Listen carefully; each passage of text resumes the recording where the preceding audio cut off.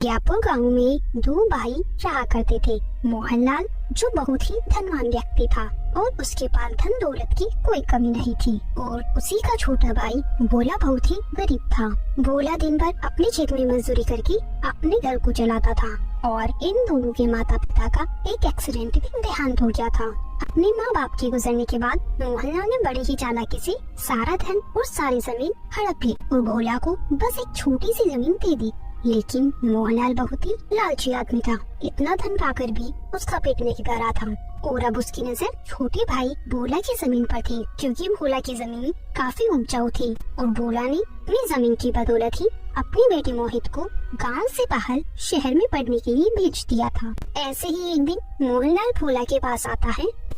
भोला, मैंने सुना है तुम अपने बेटे को शहर में पढ़ा रहे हो और इतनी सी जमीन में खेती कर रहे हो। इतनी कम जमीन में खेती करके भला तुम अपने बेटे को कैसे पढ़ाओगे? उसके लिए कैसे पैसे जोड़ पाओगे? वो तो है भैया, मैं कोई ना कोई इंतजाम कर ही लूंगा। अगर कोई इंतजाम नहीं हो पाएगा तो मैं लोन ले लूंगा, लेकिन अपने बेटे को पढ़ा लिखा कर बहुत बड़ा आदमी बनाऊंगा ताकि उसको मेरी जैसे दर दर की ठोकरें ना खानी पड़े। अरे मेरे छोटे भाई, तू कैसी बात कर रहा है? तू मेरे होते हुए कहीं और जाकर पैसे क्यों मांगेगा और क्यों लोन लेगा? मेरे होते हुए मैं कभी ऐसा नहीं होने दूंगा। भैया, मैं समझा नहीं, आप क्या कहना चाहते हो? मैं तो तुमसे बस इतना कहना चाहता हूँ कि तुम्हारे बेटे की पढ़ाई के लिए तुम्हें जो पैसे चाहिए वो पैसे तुम मेरे होते हुए कहीं और से क्यों मांगोगे? आखिर मैं तुम्हारा बड़ा भाई हूँ, मैं तुम्हें पैसे दूंगा। अरे भैया, मैंने आज तक आपसे या किसी भी गांव वाले से किसी भी तरह का उधार नहीं मांगा, तो अब कैसे ले सकता हूँ? अरे कोई बात नहीं, तुम मेरे भाई हो, तुम मुझसे पैसे ले लेना और बदले में अपने खेत मेरे पास गिरवी रख देना जैसे बाकी गांव वाले रखते हैं। अरे नहीं नहीं भैया, मैं आपके पास मेरा खेत गिरवी नहीं रख सकता। इस खेत से ही तो मेरा घर चलता है और इस खेत की बदौलत ही तो मैंने मेरे बेटे मोहित को शहर पढ़ाने के लिए भेजा है और मुझे पूरा विश्वास है मैं इस खेत से एक दिन मेरे बेटे को पढ़ा लिखा कर बहुत बड़ा आदमी बना दूंगा। भैया, मुझे आप माफ करना, मैं आपके पास मेरा खेत गिरवी नहीं रख सकता।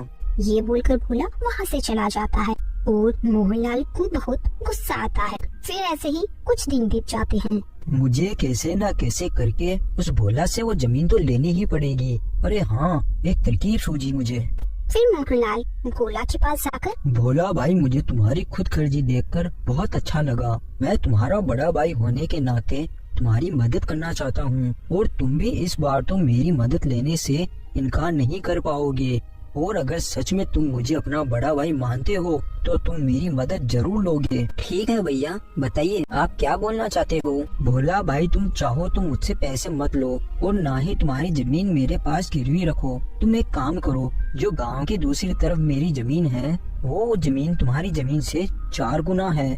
तुम एक काम करो, कुछ दिन उस जमीन पर खेती कर लो, उससे तुम्हें काफी मुनाफा होगा और उससे मिले पैसों से तुम अपने बेटे की पढ़ाई को पूरा करवा पाओगे और बदले में जब तक मेरी जमीन तुम्हारे पास रहेगी तब तक तुम्हारी जमीन मेरे पास रह जाएगी।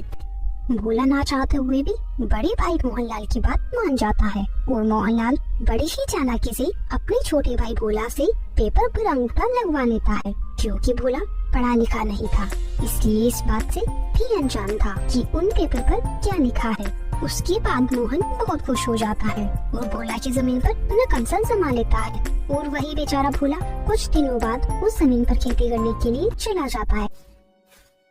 जब भोला उस जमीन पर खेती करता है तो उसे पता चलता है कि वो जमीन एक बंजर जमीन है। जिसके बाद भोला अपने बड़े भाई मोहनलाल के पास जाता है। भैया, आपकी जमीन मेरे किसी भी काम की नहीं है, क्योंकि आपकी जमीन एक बंजर जमीन है, इसीलिए आप मुझे मेरी जमीन वापस लौटा दीजिए। भोला, तुम ये मत भूलो, तुमने इन पेपर पर अंगूठा लगाया था और इन पेपर में ये लिखा था कि तुम्हारी जमीन अब से मेरी है और वो भी तुम्हारी सहमति से। अपन ने अदली बदली करी है, अब तुम्हारा इस जमीन पर कोई हक नहीं है। तुम यहाँ से चले जाओ और जाकर अपनी उस बंजर जमीन पर खेती करो। ये बोलकर मोहन भोला को उसी की खेत से भगा देता है। अब भोला अपनी बेटे की पढ़ाई के लिए आगे की फीस नहीं दे पाता, जिस वजह से उसके बेटे मोहित को आधी पढ़ाई बीच में ही छोड़कर गाँव आना पड़ता है। गाँव आने के बाद भोला अपने बेटे मोहित को सारी सच्चाई बता देता है कि किस तरह उसके ताऊजी की सारी जमीन हड़प ली। उसके बाद मोहित एक तरकीब लगाता है और उस बंजर जमीन पर अपने पिताजी के साथ खेती करने के लिए चला जाता है। कुछ देर बाद मोहित एक घड़ी में सोने के सिक्के लेकर जाता है और काम वालों से कहता है, अरे हमारी तो किस्मत ही खुल गई। देखो सोने के सिक्के हमारी जमीन पर जहाँ भी खुदाई करो वही सोने के सिक्के निकल रहे हैं। अब तो हम भी हमारी जमीन से खजाना निकालकर बहुत मालामाल हो जाएंगे। अरे बेटा, ये क्या बोल रहे हो? खजाना? लेकिन ये कैसे मुमकिन है? वो तो एक बंजर जमीन है ना। अरे काका, अक्सर बंजर जमीन पर ही खजाना मिला करता है, इसीलिए हम जहाँ भी खुदाई कर रहे हैं वहाँ सोने के सिक्के निकल रहे हैं। ये बोलकर मोहित वहाँ से अपने घर चला जाता है। जिसके बाद ये खबर पूरे गांव में आग की तरह फैल जाती है और फिर ये बात जैसे ही मोहनलाल को पता चलता है कि उसके बंजर जमीन पर खजाना निकल रहा है तो वो बौखला जाता है और फिर वो भोला के पास जाता है। भोला, अब मुझे मेरी जमीन वापस चाहिए। तुम मुझे मेरी जमीन वापस दे दो और तुम तुम्हारी जमीन वापस ले लो। पर भैया, हमने तो वो जमीन बदल ली थी ना। अब आपने ही तो मेरी जमीन को अपनी बना लिया था और आपकी जमीन को मुझे दे दिया था और आपने ही मुझसे कहा था कि अब से वो जमीन मेरी है और मेरी वाली जमीन आपकी है और आप ही ने मुझसे अंगूठा भी लगवाया था। और अब भला आप मुझसे वो जमीन क्यों मांग रहे हो? अरे मेरे प्यारे छोटे भाई, मैं तो उस दिन तुमसे मजाक कर रहा था ताकि तुम उस जमीन पर मेहनत करो और फसल उगाकर अपने बेटे को आगे तक पढ़ा सको। और ये देखो, ये रहे उस जमीन के पेपर। अब तुम मुझे मेरी जमीन वापस कर दो।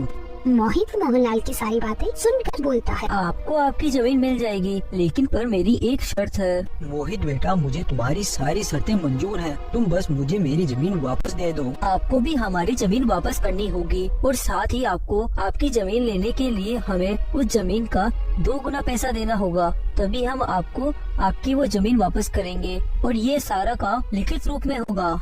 मोहनलाल लालच में आकर मोहित की सारी बात मान जाता है और फिर वो भोला को उसी जमीन और साथ ही में 2 गुने पैसे दे देता है। और फिर जैसे ही मोहनलाल को अपनी मंजिल जमीन मिलती है तो खेत में जाता है और वहाँ जाकर खुदाई शुरू कर देता है। दिन भर मोहनलाल अपनी बैल से अपने खेत में खुदाई करवाता है, लेकिन उसके हाथ कुछ नहीं लगता तो वो सारी बात समझ जाता है। अरे ये क्या? मतलब भोला ने बड़ी ही चालाकी से अपनी जमीन वापस ले ली और मुझे बेवकूफ बनाकर मुझसे मेरी ही जमीन के 2 गुना पैसे भी ले लिए। अरे राम, ये क्या हो गया? मैं तो अब बर्बाद हो गया। इसलिए कहते हैं दोस्तों, कभी भी लालच नहीं करना चाहिए। जो अपने पास है हमें उसी में खुश रहना चाहिए।